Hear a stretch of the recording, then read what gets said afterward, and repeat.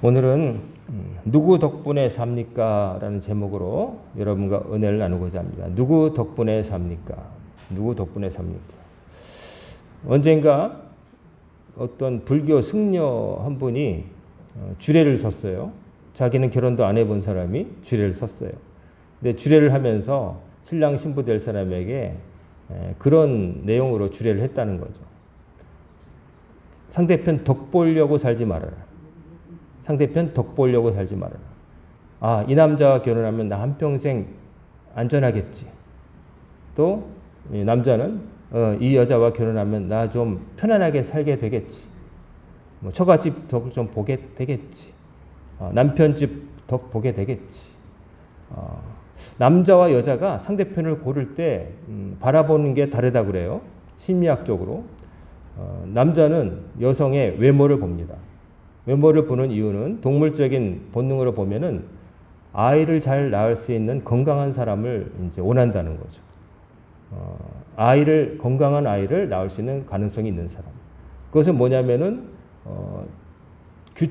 균형이 잡혀 있고 건강하고 제법 살집이 있고, 그러니까 남자들이 몸매가 좋다라고 바라보는 그런.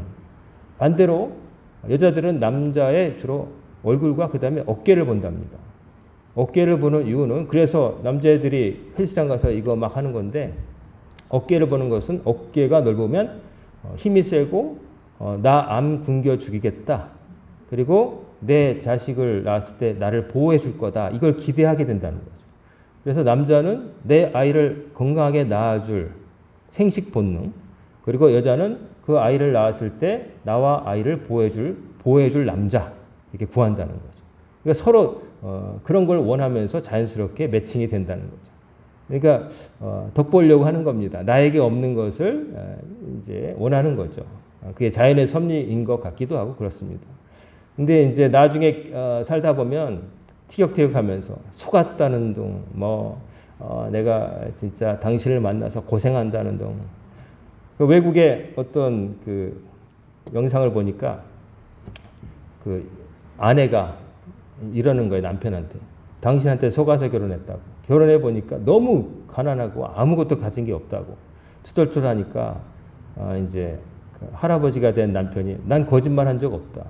나는 속이지 않았다. 뭘 안 속였냐 그랬더니, 내가 당신한테 분명히 청혼할 때 그랬지 않냐. 난 당신밖에 없다고. 당신밖에 없다고. 진짜 난 당신밖에 없고 돈 아무것도 없었다고. 나 거짓말 하지 않았다고. 그러니까 여자가 할 말을 못 하는 거예요. 할 말이 없죠. 당신밖에 없다고 분명히 그렇게 얘기했습니다. 또 뭐 우리나라에 있는 유머도 그런 게 있죠. 결혼해 보니까 남편이 사실 장애가 있었던 거예요. 건강한 사람인 줄 알았더니 알고 보니까 한쪽 눈이 안 보이는 거예요. 그래서 왜 장애를 속였냐, 나 속았다 그랬더니, 나도 거짓말하지 않았다. 왜냐? 내가 결혼할 때 당신한테 그랬잖아. 한눈에 반했다고. 내가 한눈에 반했다고 그랬는데 나 거짓말 안 했다는 거죠. 뭐 이런 얘기들이 있는데, 서로 이제 그게 있을 거다. 나에게 없는 그것. 덕볼 생각이 그러는데, 그러지 말라고 그 불교 승려가 이제 젊은 사람들에게 얘기하는 거를 제가 간접적으로 봤습니다. 덕 보려고 결혼하지 마라. 덕 보려고 결혼하지 말고 서로에게 없는 것을 내가 주려고. 저 남자가 이게 약점인데 내가 결혼함으로 저 사람을 좀 지탱해 줘야 되겠다. 저 여자가 행복을 느끼지 못하는데 내가 보호해 줘야겠다. 뭐 이런 마음으로 결혼을 해야지, 덕 보려고 결혼하면 서로 피곤해지고 서로 민감해지고 또 실망하게 되고 나중에 투덜투덜 한다는 것이죠. 자, 그런데 우리가 그렇다고 해서 누구 덕을 안 보고 살 수는 없습니다. 이래저래 신세 집니다. 어릴 때는 부모의 신세를 지죠. 부모가 없으면 얼마나 힘듭니까?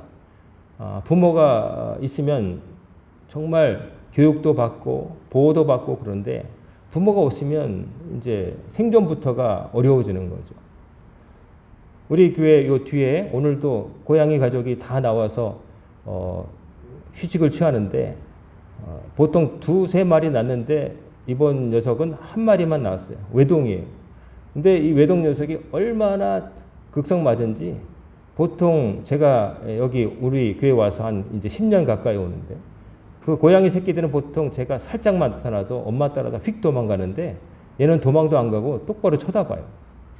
그건 뭐냐면은 자기 뒤에 엄마 아빠가 같이 있다는 거예요. 엄마 고양이, 아빠 고양이가 항상 보면은 새끼가 왔다 갔다 한다 그러면 옆에 보면 어디선가 불꽃 같은 눈동자로 우리 새끼인데 건들면 안 돼 이런 모습으로 저를 쳐다보고 있어요. 그러니까 이 새끼는 엄마 아빠가 있으니까 안전하게 막 뛰어다니고 오늘도 보니까 얼마나 극성맞은지 제가 역대로 본 고양이 새끼 중에 제일 극성맞더라고요.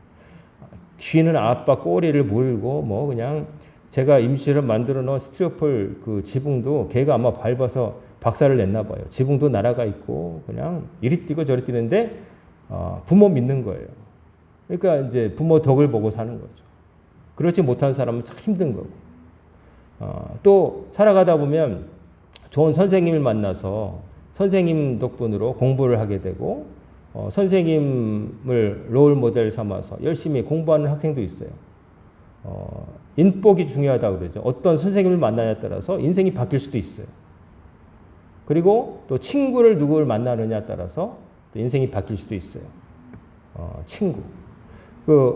어제 아는 목사님 두 분을 만났는데 그 목사님들 대화 중에 아들이 이제 작년 3월 군대 갔는데 요즘은 군대가 짧아서 9월 달에 제대를 한다는 거예요.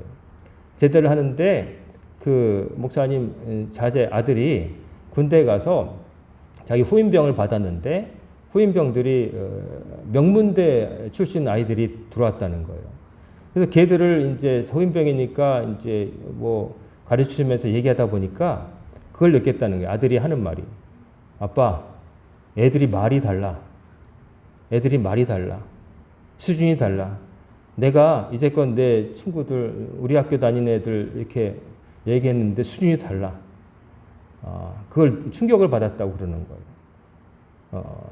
그의 이제 친구, 또래, 어떤 사람을 만나냐에 따라서 달라지는 거예요. 기준이. 따라가야 할 목표가 달라지는 거예요. 100m를 한 20초에 달리는 사람 보면은 정말 느린 거죠. 남자 같은 경우에는 최소한 15초는 달려야죠. 남자 같으면 보통 그렇죠. 근데 20초에 달리는 친구들만 있으면 어떻겠어요? 16초도 그렇게 느린 건 아니야. 빠른 거야. 이렇게 생각하겠죠. 하지만 건강한 친구들 만나면 자기보다 빠른 친구들 쌩쌩 지나가는 거 보면 그때야 좀 눈이 달라지는 거죠. 이 정도는 뛰어야 남자라고 할 수 있겠구나. 그러니까 이제 주변에 친구 만나는 것도 되게 중요한 거예요.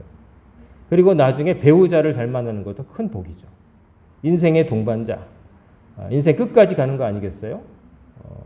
이변이 없다면 차별이나 뭐 기타 갈라서는 거 없으면 끝까지 가는 게 부부인 거죠. 자녀도 있지만은 자녀는 언젠가 분가해서 또 다른 가정으로 독립해 나갈 것이고 내가 정말 거의 움직이지도 못하고 숟가락 들 힘 없을 때라도 내 곁을 지켜줄 수 있는 사람은 결국 배우자밖에 없는 거예요. 배우자도 힘이 없으면 뭐 간병인도 쓰고 뭐 그러겠지만 자식보다는 그래도 배우자가 편한 거죠. 자식도 가깝다고 하지만 어쨌든 그렇게 이제 덕 보며 삽니다. 부모 덕, 스승 덕, 친구 덕, 또 배우자 덕, 그리고 뭐 자녀 덕도 어쩌면 볼 수 있겠죠. 자녀들이 효도를 잘하고 속 안 썩이고 또 이제 이렇게 사는 것도 어떻게 보면 나이 든 다음에 자식들이 잘 된 것도 행복하게 사는 것도 나에게 기쁨을 주니까 뭐 친구 뭐 이렇게 우리는 알게 모르게 덕을 보고 살아갑니다. 제가 그 세상 물정이 어두워 가지고 청년 때 옷핀 같은 걸 하나 사는데 옷핀 요즘 얼마 하는지 잘 모르겠어요. 따로 산 적이 없지만 옷핀 하나가 필요했는데 딱 하나가 필요했는데 하나씩 안 팔고 그 동네 구멍가게 가니까 이게 종이에다가 한 10개씩 끼워가지고 이렇게 통째로 팔더라고요. 파는데 하나를 사면서 말도 안 되게 비싼 가격을 준 것 같아요. 하나만 받았는데 통째로 살 가격을 하나 값에 줬어요. 근데 그렇게 샀다는 얘기를 누구한테 하니까 야 어떻게 그걸 그렇게 비싸게 주고 사느냐라고 했는데 저는 그만한 가격이 있다고 생각됐어요. 왜냐하면 저는 이렇게 생각했어요. 그 옷핀을 만들기 위해서 누군가 저 철광석 광산에 들어가서 땅을 팠을 것이고 그것을 재련하기 위해서 수많은 사람들이 약품을 타고 뭐 뜨거운 용광로에서 쇠를 녹여냈을 것이고 또 그 쇳조각을 조그맣게 만들어서 옷핀 모양으로 형상을 만들려고 기계를 다룰 것이고, 그것을 또 포장해서 여기까지 올 때 누가 차를 운전했을 것이고, 뭐 이런 생각해 보면 그 옷핀의 가격이 별로 그렇게 비싸다고 생각이 안 됐던 거예요. 그러니까 그거 하나에 들어간 내가 모를 수많은 사람들의 노고를 생각하면 감사한 거죠. 여러분과 제가 생선을 먹어도 우리가 바다에 나가서 그물질 안 하는데도 마트에 가면 생선을 먹을 수 있잖아요. 마트에 다 얼마짜리야 하고 생각하고 그냥 먹을 수도 있겠지만, 어디 비싸냐 이럴 수도 있지만, 가만히 생각해 보면 야, 누군가 목숨 걸고 누구네 집 귀한 아들과 아버지가 혹은 외국인이라 할지라도 목숨 걸고 배 타고 저 바다에 나가서 이거 잡아왔을 거 생각하면 조금 비싸더라도 감사하며 신세 졌다고 생각하고 먹으면 좋지 않을까. 실제로 그러하고요. 그러니까 우리는 덕 보고 살아갑니다. 누군가에게 신세 지르고 살아가는 거예요. 여러분과 제가 이렇게 평화롭게 예배 드릴 수 있는 것도 저 전방에서 후방에서 나라 지키는 의무를 지기 위해서 가 있는 우리 청년들과 군인들 덕분에 우리가 편안하게 이렇게 안전하게 일상생활을 할 수 있는 거 아니겠어요? 또 누군가 잠을 안 자고 응급실을 지켜주는 병원이 있기 때문에 우리가 안심하고 살 수 있는 것이고, 밤에 순찰 도는 경찰들이 있으니까 우리나라가 이렇게 치안이 괜찮아서 밤에도 외국인이 새벽에도 혼자 여자가 돌아다녀도 그래도 안전하다고 하는 나라가 된 것이고, 따지고 보면 너무나 많은 것을 빚지고 살아갑니다. 그런데 정말로 그러면 우리가 가장 어떤 누구에게 빚을 지고 살고 있을까? 누구 덕분에 살고 있을까? 생각해 보면 성경은 답을 줍니다. 바로 하나님. 이 모든 세상을 지으시고 여러분과 저를 창조하신 하나님 덕분에 살아가고 있음을 말하고 있고, 그것을 잊지 말라고 우리에게 말해주고 있는 것이죠. 누구 덕분에 삽니까? 내가 열심히 일해서 사는 거야. 내가 투자를 잘한 덕분에 사는 거야. 내가 인맥을 잘 형성해서 사는 거야. 부모가 물려준 땅이 있어서 사는 거야. 내가 수완이 있어서 사는 거야. 내가 뭐가 있으니까 사는 거야. 이렇게 생각하고 사는 사람들이 많겠지만, 그러나 그 모든 것들 다 하나님이 허락하셔서 내 곁에 잠깐 있는 거예요. 그거 언제든 순식간에 다 의미 없어질 수 있는 날은 누구에게나 올 수 있는 겁니다. 그 베네수엘라 강진 여러분 뉴스를 보셨겠지만, 그 동영상 가운데 충격적인 게 그 건물 하나가 7초 만에 사라지는 모습이 나타나는 거예요. 그러니까 강진이 있기 전에 그 나라는 우리나라처럼 이 정부에서 재난 문자를 보내줄 수 있는 환경이 안 돼요. 우리는 짜증날 정도로 많죠. 누구 한 사람 길을 배회하고 있다는 것까지도 다 나오고 그러는데, 이제 그 나라는 그게 안 돼요. 근데 그 휴대폰에 있는 그 구글, 전 세계적으로 인터넷 깔려 있는 미국의 구글에서 지진 이거 할 수 있는, 감식할 수 있는 그게 휴대폰에 깔려 있다는 거죠. 그래서 휴대폰이 알아가지고 경보를 울려줬다는 거예요. 그래가지고 다 건물 밖으로 나오는데, 이제 동영상 속은 길이 있고 길 건너편에 아파트 같은 건물이 있고요. 이쪽은 뭐 상가인데 지진이 나니까 사람들이 다 건물 밖으로 대피했어요. 그러면서 이게 무슨 일이냐 하면서 막 그러고 있는데, 갑자기 맞은편 건물이 부르르 하더니 그 가운데 제일 작은 건물 하나가 그냥 폭삭하더니 정말 이렇게 넘어가는 것도 아니고 그 자리에서 폭삭하면서 가루가 되는 거예요. 근데 그 안에 사람들이 있었던 거죠. 정말 깜짝할 7초 안에 있던 건물이 사라지는 마술처럼, 이게 요즘은 하도 AI로 동영상을 조작하는데 그건 동영상 조작이 아니라 진짜로 있는 모습이 눈앞에 펼쳐지는 거예요. 참 인생이라는 게 뭘까? 저렇게 허무하게 갈 수도 있는 거예요. 우리는 다행히 그런 지진 때 아니긴 하지만 누가 알겠어요? 우리나라도 점점 이게 지진이라는 게 자꾸 있잖아요. 이렇게 큰 건 아니지만, 근데 여러분, 남양주는요, 지진이 거의 없는 지역이래요. 우리나라 괴산, 경주, 뭐 이렇게 지진 약간 영향받는 그런 데 있잖아요. 근데 이 남양주는 희한하게 거기서 벗어나 있대요. 여러분, 남양주 사시는 거 감사하게 생각하시길 바래요. 제가 그거 보고, 야, 내가 남양주 오길 잘했다는 생각했어요.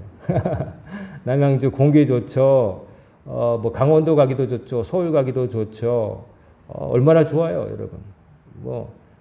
여기 저는 남한에서 이렇게 좋은데 따로 없는 것 같아요. 물론 심산 유곡으로 들어가면 더 좋은 데도 있을지 모르겠지만 맨날 살면은 답답해서 못 살죠.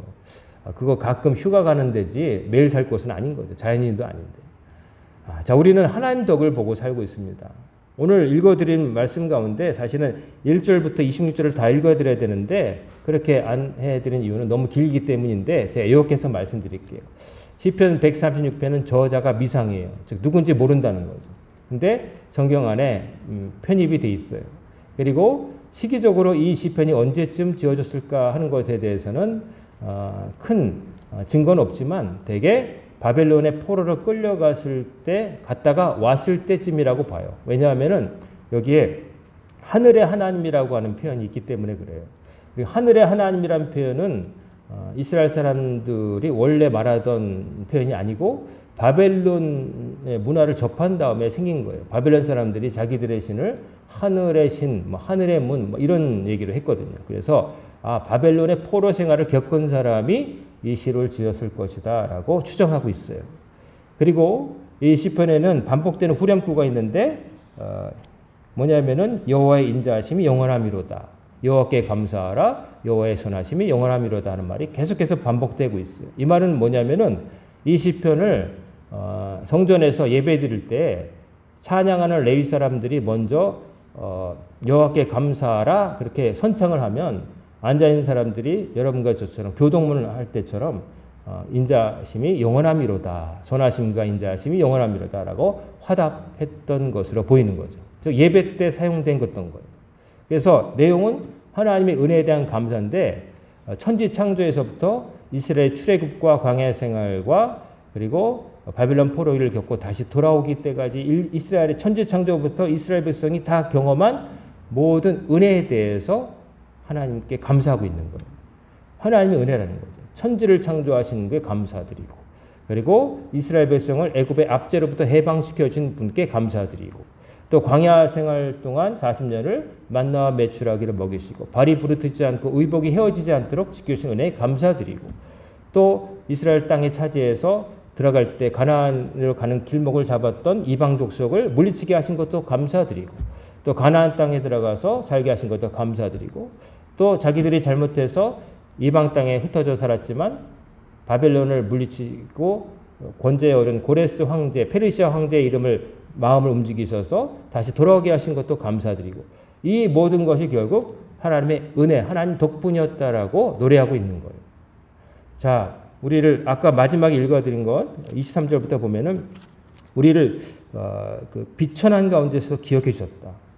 이건 특별히 이스라엘 백성이 바벨론의 포로로 끌려가서 살았던 비참한 포로기를 얘기하는 건데 가장 비천할 때도 하나님 기억해 주셨다는 거예요. 사람들은 우리가 비천해지면 떠나갑니다. 연락이 끊어집니다. 우리가 가장 비천할 때 도움이 필요한데 반대로 돌아가요. 나에게 뭔가 있을 때는 사람들이 연락을 해와요. 내가 좀 삭막한 말을 표현한다면 이용 가치가 있으면 연락을 해와요. 내 주머니에 돈이 있으면 고객님 고객님 하면서 달라붙지만 내가 주머니가 없으면 고객님이 사실 만한 물건이 아니에요 하면서 가하기를 바라는 게 세상인 거예요. 안타깝지만 그렇습니다. 부모 형제도 좀 미안한 얘기지만 내가 잘 살면 연락이 옵니다. 근데 내가 못 살면 도와달라고 할까 봐 연락을 안 합니다. 언젠가 우리가 잘 아는 그 사람을 찾습니다. 누가 이 사람을 모르시나요? 이산 가족 찾기 열풍이 있었던 적 있죠? 그래서 사람들이 감동적이고 헤어졌던 사람을 찾고 울고 그러는데 어떤 사람들은 딱 보고 알고도 안 찾았던 거예요. 왜냐하면 행색이 초라해 보이니까 찾으면 나 좀 책임져줘라고 할까 봐 알고도 연락을 안 했다는 거예요. 잘 입고 나가야 연락이 오는 거예요. 여러분 관청에 갈 때 요즘은 좀 덜 하겠지만 민원 들어가지고 옛날에만 해도 관청에 양복 입고 갈 때랑 그냥 일상복 입고 갈 때랑 공무원이 대하는 태도가 달랐던 적이 있어요. 저도 첫 목회지 영종도에 갔을 때 양복 입고 전입신고하러 갔더니 관청 직원이 그러는 거예요. 선생님이세요? 그러니까 이 섬에 양복 입고 말쑥한 사람이 온다는 거는 물고기 잡으러도 아니고 공무원이라면 자기가 알았을 텐데 선생님 부임 온나 보다. 그래서 아니요, 저기 어디 교회 전도사로 왔습니다. 뭐 그랬던 거죠. 근데 같은 관청을 딴 날에 딴 일이 있어서 그냥 평상복 입고 그냥 양복 안 입고 왔더니 아저씨인 거예요. 선생님이 아니라 아저씨인 거예요. 아저씨 어디서 무슨 일로 왔어요? 세상이 그래요. 근데 요즘은 좀 안 그렇겠지만 제 30대만 하더라도 그랬었어요. 요즘 어떤지 모르지만 어쨌거나 대접을 받으려면 옛날에 벗은 거지는 쫓겨나도 입은 거지는 얻어먹는다는 얘기 있잖아요. 그게 다 경험에서 나온 거란 말이에요. 자, 우리는 이렇게 비천할 때가 생겨요. 아프고 가진 것 없고 그럴 때 도움 받고 싶을 때일수록 사람들은 멀리해요. 냄새 난다, 부담스럽다, 잊어버리려고 해요. 잊혀진 존재가 되기 싫어요. 그런데 하나님은 비천한 가운데 있는 우리를 기억해 주신다는 거죠. 우리가 가장 못났을 때 기억해 주신다는 거죠. 예수님께서 드신 탕자의 비유 속에 아버지가 어때요? 둘째 아들이 거짓골이 되어서 봉두남발이 되어서 왔을 때 옛날에 성경은 어렵게 번역돼요. 서로 상거가 뭔데, 서로 간의 거리가 뭔데 아버지가 먼저 뛰어나가서 아들을 끌어안는다고 표현되어 있잖아요. 예수님이 만드신 이야기 속에 그 아버지의 모습을 그렇게 표현하셨잖아요. 형도 친형제인 형도 동생이 오는 것을 보고 맞듣지 않게 여겼어요. 저 자식은 아버지 살아계신데 재산 분할해달라고 해서 가져가더니만 그냥 허랑방탕하게 돈 다 쓰고 거지되더니 이제야 기어들어와. 근데 아버지는 또 걔를 위해서 잔치를 벌이죠. 나는 큰아들로서 사고 한 번 안 치고 아버지 시키는 거 다 하고 이렇게 모범생으로 살았는데 한 번도 내 친구 데리고 왔을 때 이런 잔치 안 벌여주셨는데 쟤는 뭐라고 하면서 기분 나빠했다는 거잖아요. 그게 인간인 거예요. 아버지는 달랐다는 거죠. 아버지는 비천해도 아버지니까 그랬다는 거죠. 하나님이 우리에게 그런 분이라는 거 잊지 말아야 된다는 거예요.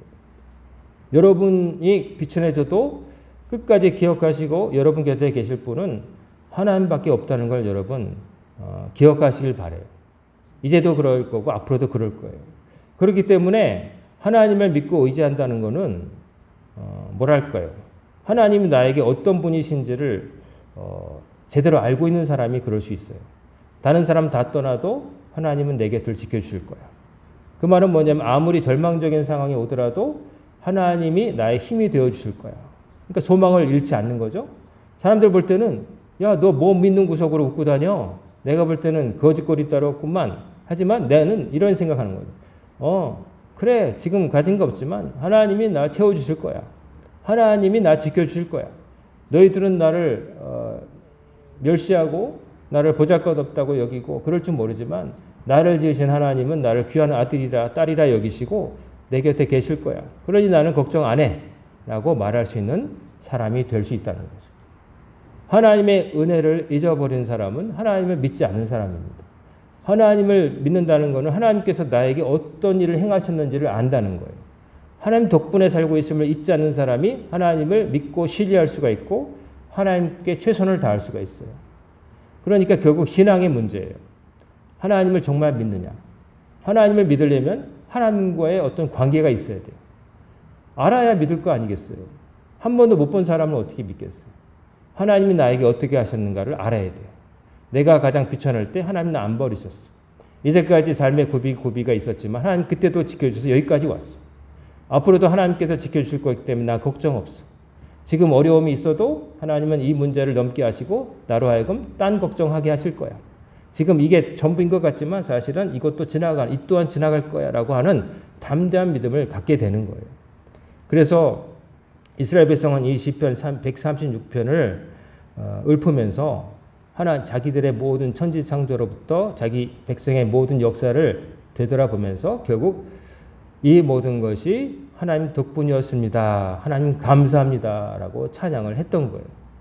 여러분과 저의 입에도 이런 찬양이 늘 흘러나오기를 주의 이름으로 축원합니다.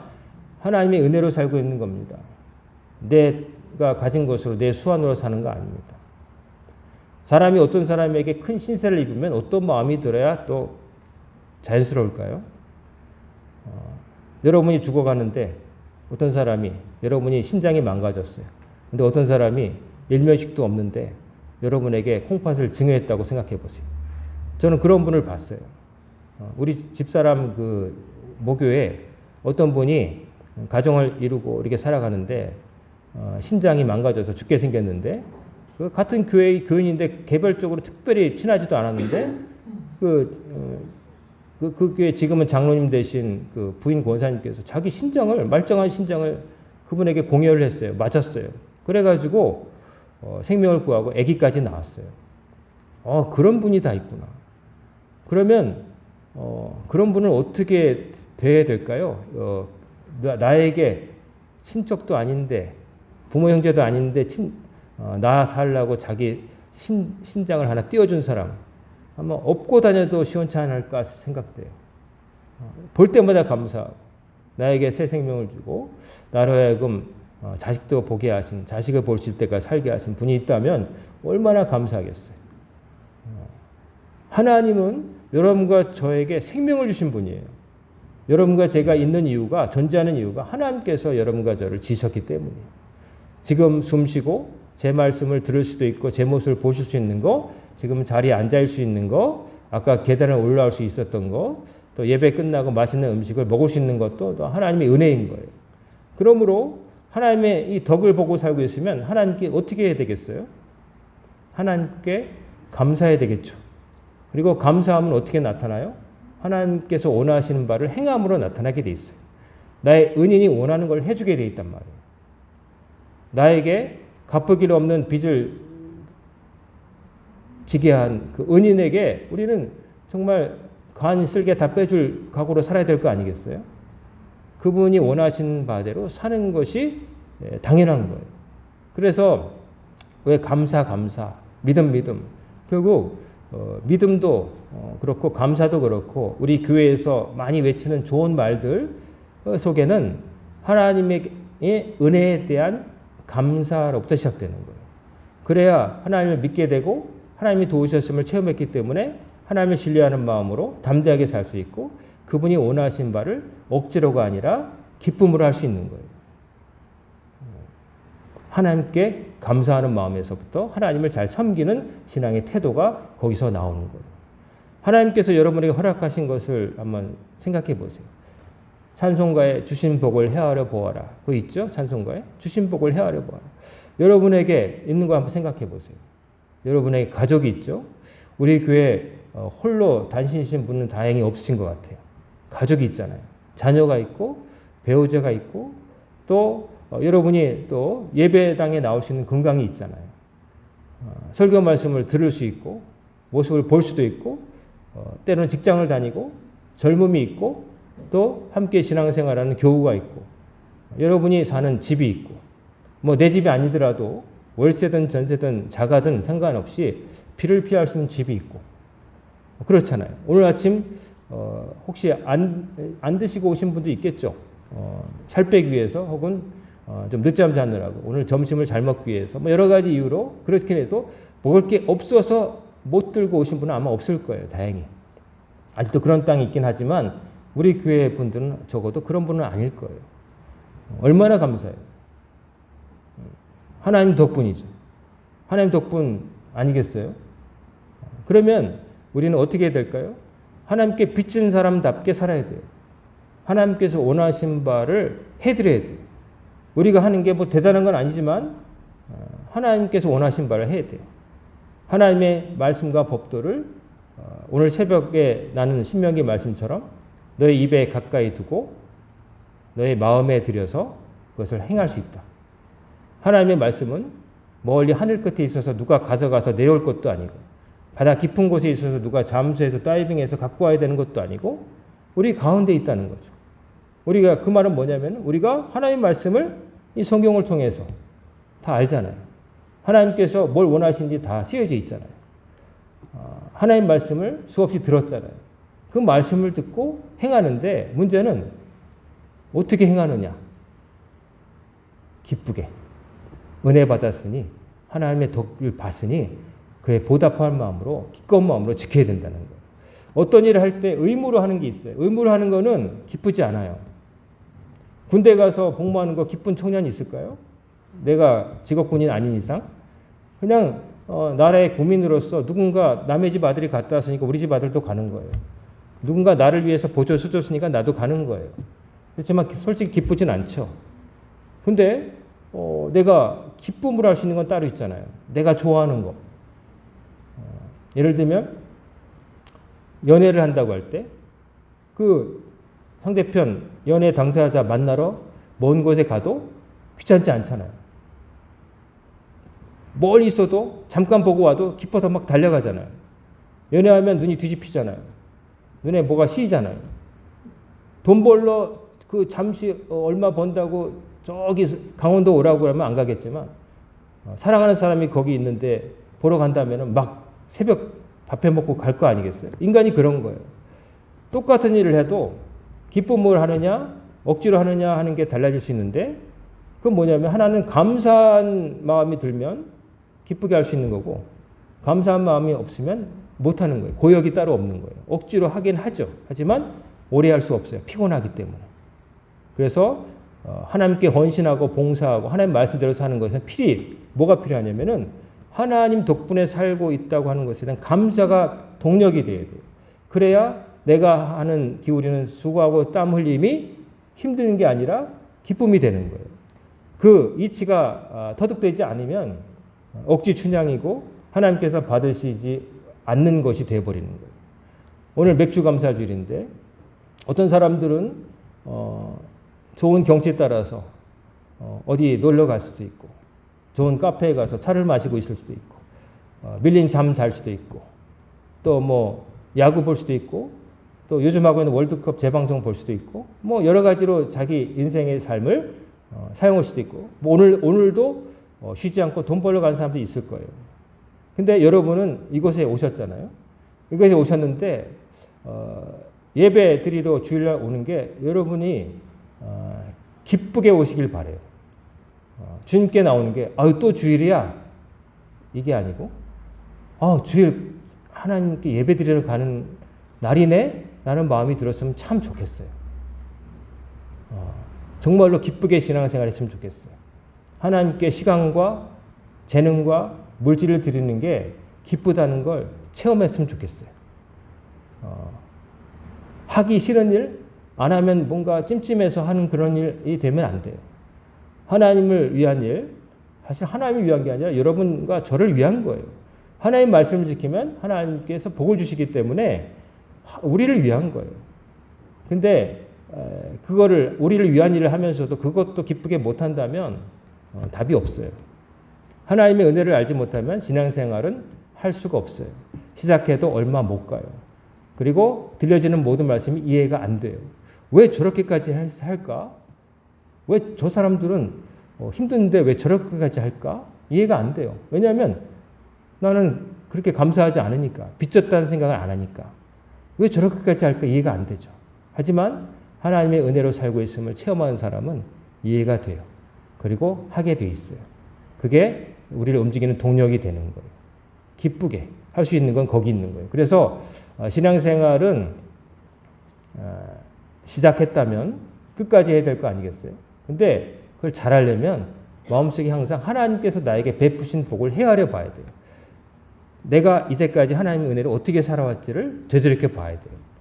그게 없으면은 그냥 아무것도 빚 안 진 사람처럼 그냥 내가 원하는 것만 생각하고 이거 주세요 주세요 막 요구만 하는 거예요.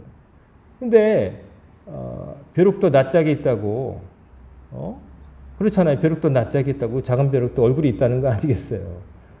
그 얼굴이 있다고 하나님께서 주신 은혜에 감사한 마음으로 하나님께서 기뻐하신 일을 행하지 않으면서 하나님께 뭐 달라고 한다는 건 어떤 것이 되겠어요? 뻔뻔한 행동이 되는 거고 의미 없는 행동이 되고 응답이 없게 돼 있는 거예요. 그렇잖아요. 인간관계도 그렇지만 하나님께서 분명히 너희가 내 말을 지켜 행하면 내가 너희 하나님이 되고 너희에게 복을 주겠다라고 분명히 말씀하셨고 그것은 하나님의 법칙이에요. 그리고 하나님께서는 그 내 말대로 행하는 것을 너희가 마음과 정성을 다해서 기쁨으로 하기를 바란다고 하셨어요. 벌 받을까 봐 무서워서 억지로 하는 게 아니라 목에 칼을 들이대고 돈 내놔 하면은 안 내놓을 사람이 어디 있겠어요. 근데 기쁨으로 주는 거 아니잖아요. 근데 내 자식이 뭐 연필 산다고 뭐 빵 사 먹는다고 할 때는 기쁨으로 주잖아요. 더 줬을까봐 걱정하는 게 아니라 덜 줄까봐 걱정하면서 세보잖아요. 근데 세금 낼 때는 더 잘못 낼까봐 한 번 더 세잖아요. 5원이라도 더 갈까봐. 그게 그 다른 마음이에요. 하나님을 향해서 그런 마음 들면 안 돼요.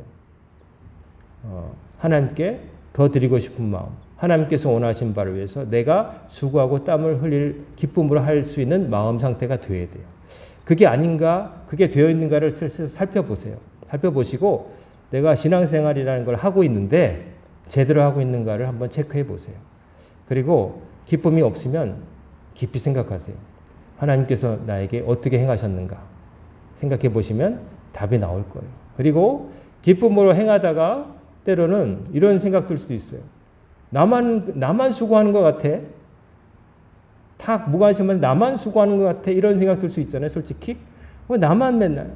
사실은 수고하는 분들이 계속 수고하죠.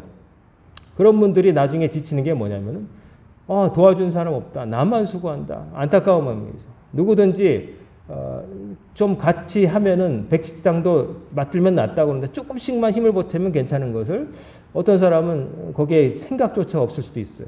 하지만 실망하지 마세요. 내가 나만 한다? 그거는 혼자 희생당하는 게 아니라 하나님이 여러분을 유심히 볼 수 있게 만드는 거예요. 아무도 안 하는데 혼자 하면 눈에 딱 띄일 거 아니겠어요. 그렇잖아요. 다 하고 있는데 뭐 여럿이면은 안 보이는데 아무도 안 하는데 나만 하고 있다 혹은 몇 사람만 하는데 그중에 내가 속하였다고 명예로운 거예요. 그러니까 여러분 때로 하나님의 일을 행할 때 나만 그러는 것 같고 뭐 이렇게 소외감 그럴 때 여러분 더 기뻐하시기 바라요. 하나님 눈에 제대로 띄겠구나. 하나님께 받을 복이 크구나.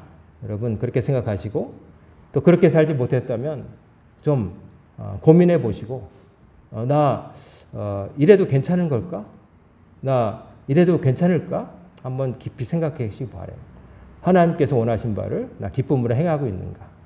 하나님의 일을 내가 기쁨으로 감당하고 또 여기서 행복을 느끼고 있는가를 생각해 보시면 답이 나올 줄 믿습니다. 자, 6개월이 흘렀습니다. 어떻게 흘렀는지 정신없습니다. 근데 이제 6개월 남았습니다. 6개월도 안 남았습니다. 7월달 벌써 5일이 지났으니까 이제 또 남은 후반기가 남았는데 어떻게 지나갈지 모릅니다. 우리 앞에 뭐가 있을지는 아무도 모릅니다. 다만 분명한 것은 하나님의 말씀을 지켜 행하고 주님께 감사하며 사는 사람은 하나님께서 그에 합당한 복을 주신다. 그리고 그 일을 더 잘할 수 있도록 하나님께서 채워주신다 하는 것은 분명한 사실입니다. 그러니까 무슨 일이 있을지를 점치지 마시고 무슨 일을 만나도 형통할 수 있는 길을 찾으세요. 그거는 하나님의 은혜를 알고 감사하고 하나님께서 원하신 바를 행하는 것. 그리고 여러분이 가진 하나님께서 주신 것을 하나님께 드리고 나누는 것. 이것이 되는 것을 기억하시고 다 복받는 삶을 사시는 우리 성도님들 다 되시기를 주의 이름으로 축원합니다. 아멘. 기도하겠습니다. 사랑과 은혜가 충만하신 아버지 하나님, 맥주 감사주의를 맞이하여 주님 앞에 감사함으로 나온 성도들의 예배를 받아주시고 이 시간 함께 나눈 말씀을 통하여 우리가 하나님 덕분에 살고 있음을 늘 잊지 않고 감사함으로 주의 법도를 행하며 살아가는 광야의 거룩한 백성들이 다 되게 하여 주옵소서. 주를 위해서 애쓰고 수고하는 이들에게 하늘의 상급이 넘쳐날 줄로 믿습니다. 또한 앞으로 또 주를 위해서 또 수고하고 땀을 흘릴 사람들이 많아질 줄로 믿습니다. 이 땅에 짧게 머무는 동안 허탄한 삶으로 인생 낭비하는 일 없이 난 장차 하나님께서 줄 상급을 바라보며 최선을 다해서 주의 일에 참여하고 동참하며 선한 일을 도모하며 살아갈 수 있는 저희들 되게 하여 주시옵소서. 이 모든 말씀 우리 주 예수님의 이름으로 간절히 기도드리옵나이다. 아멘.